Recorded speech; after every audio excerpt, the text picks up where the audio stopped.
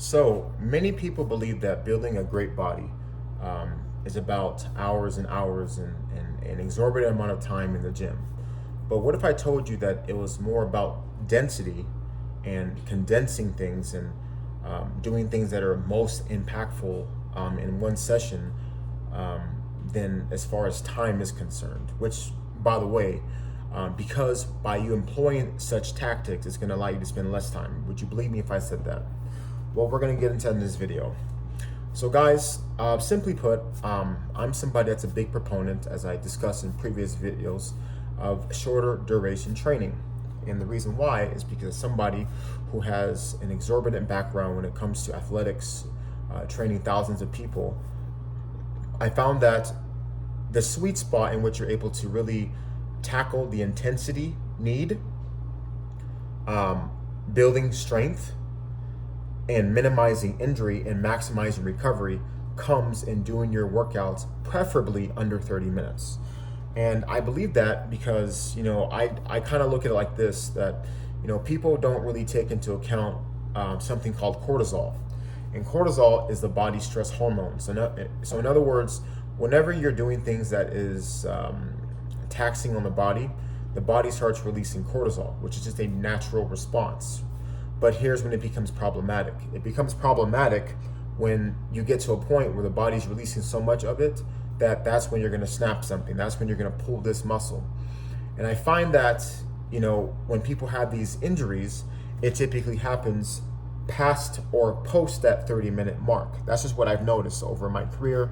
And even myself, when I would find myself going a little bit too long, you start to cool down, the body starts to get tired, the technique slips, and before you know it, you're hurting yourself, right? It happens every single time.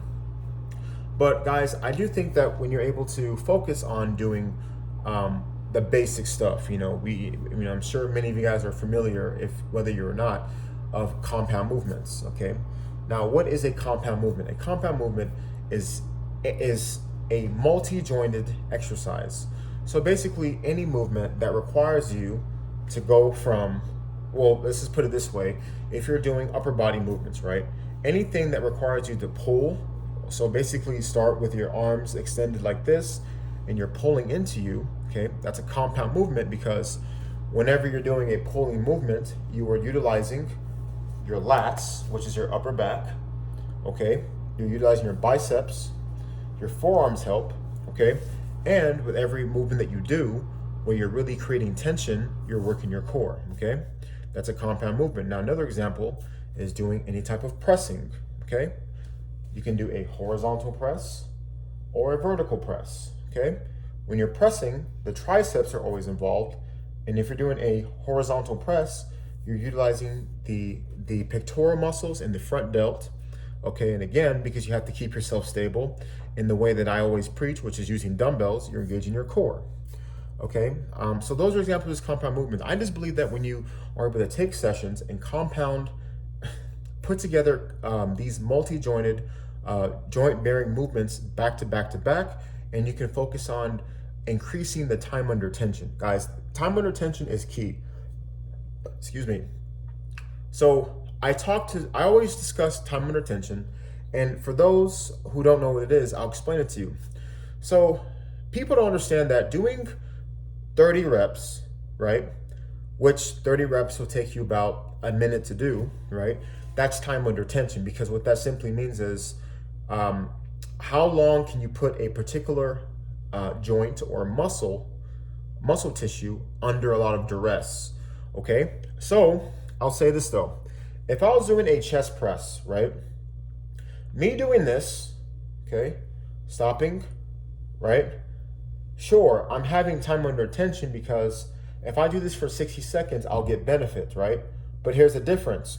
If I'm doing chest press like this, right, where I'm not fully locking out and I'm keeping tension on my chest, right, this may not seem like much, but this starts to burn the pecs a lot, because what's happening is these muscles aren't getting a break. So when people oftentimes do a movement, they usually stop whether at the top or at the bottom, okay? And when I'm working with people, I catch them and then I simply have them modify it, and that's when they start to feel the difference. That's called time under tension.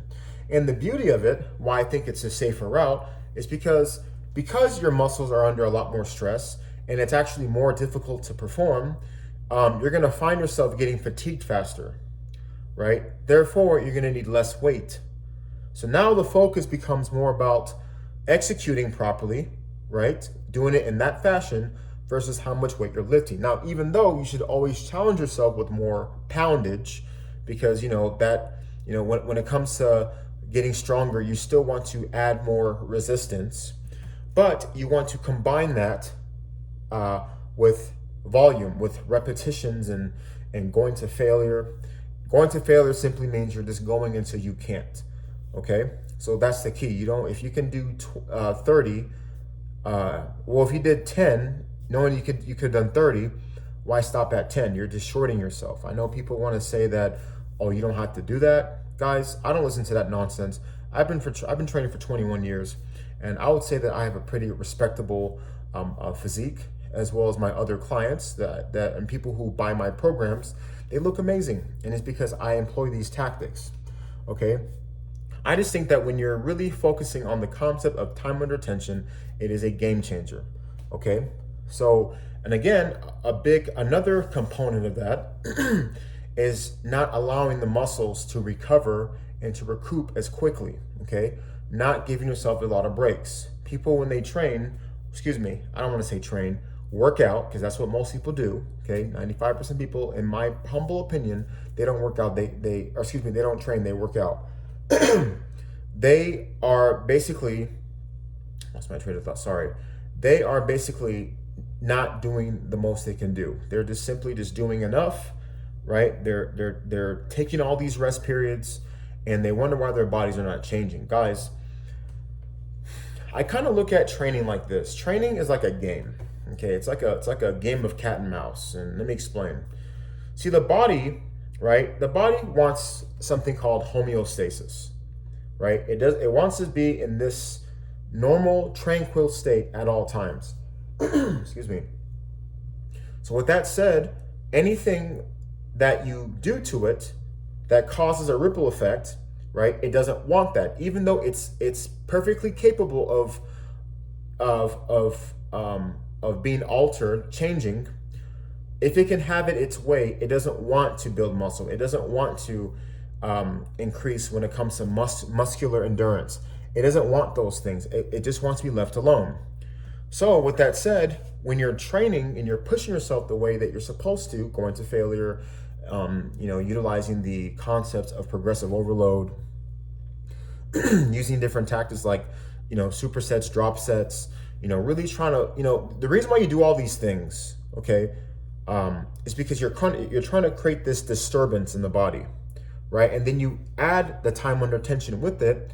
You want to create this disturbance where the body has no choice but to adapt, or at least try to adapt to that stimulus. Every time you train, you're trying to create a stimulus. You're trying to force it. Hey, I want you to do this, okay? And it's going to resist you. That's why you have to really be creative when it comes to your training to create that dynamic, right? The trifecta, as I always talk about. You want to be able to, build strength. I look at strength as the top of the pyramid.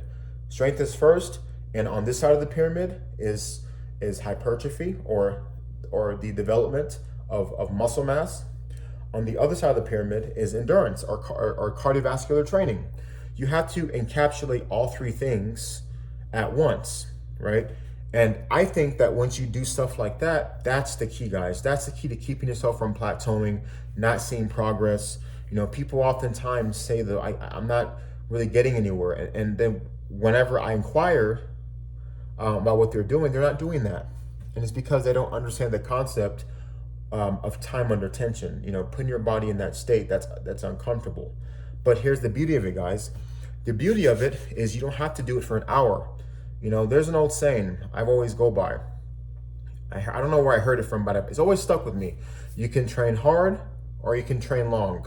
You can't do both, okay? So why not have the middle? Why not keep it in the middle to where you're still stimulating, but you're not going over in time? Because realistically speaking, guys, it's not about what's the best thing to do. It's about what you will sustain. And if you're able to sustain it on a regular basis for months, weeks at a time, that's how you get results. That's really what it comes down to. So I just wanted to talk to you guys about that. I just thought it was really important. Again, on this channel, I'm gonna keep discussing more nuance behind a lot of these topics, not just the basic, oh, just do bicep curl and do a squat or whatever. Guys, it's more than that. Training really is like art, it's art. You have to go in there and basically dissect what you're doing and really have a plan of action when you're training. I've taken people who never done anything a day in their life, and in under 6 weeks, they were able to surpass, as far as performance wise, those who've been doing it for years, right? If you take someone who creates a program or a plan that's exceptional, and if you have the desire to do it, but most importantly, give your best effort, you will always supersede and surpass those who have more natural gifts than you. But because they don't have the right system, they're not going to be progressing the way that you should, or as they should, I should say. So anyway, guys, I do appreciate you guys watching this video. Be sure to check out the link in the description to my website. It's lionstrongfitness.net/fusion, where you can get all my training, Lionstrong Fusion training programs. They're great programs that I personally customize and create. They're 30-minute or under 30-minute workouts in which all you need is dumbbells. Can be done anywhere, anytime. On my programs, I have clickable links on every exercise, which takes you to my secondary YouTube channel called the Lionstrong Exercise Vault. So that way you can just follow it to a T. You can do it, turn your brain off, and really get those results. Guys, until next time, Obi here with Lionstrong Fitness Global. See you on the next video.